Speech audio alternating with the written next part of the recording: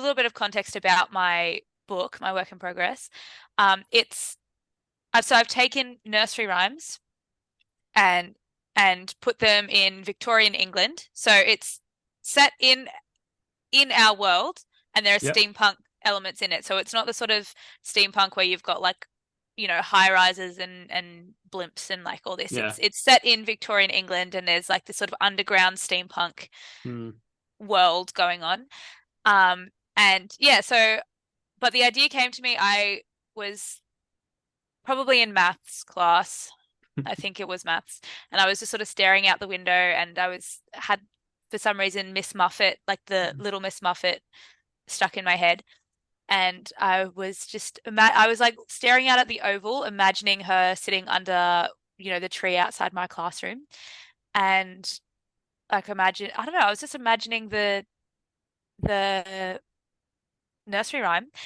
And I was like, okay, but what if the spider that scares her away is like massive, and like maybe it's like made of like a massive robot spider. But then I Yeah. was like, but I don't want it to be futury, because that's like I like the Victoria. So Yeah. it just turned into that, like, Yeah. and that was the first introduction to that, um yeah, to that story. And then through that I discovered the steampunk genre. Yeah.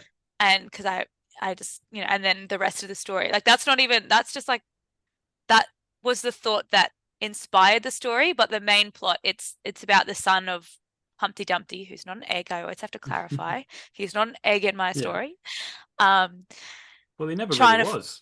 yeah, No? there's nothing in it that says he's an egg. It's just some of Like the, it's a no, it's a historical again, it's how can we take it like an old school story and then turn it into a kid's book, you know? yeah, yeah, that's No? it.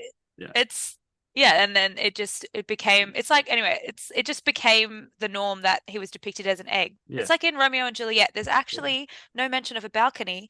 We've just put to Mm. it that there has to be a balcony, because that's how it started being told, with a balcony. Anyway, that's a Yeah. little divergence.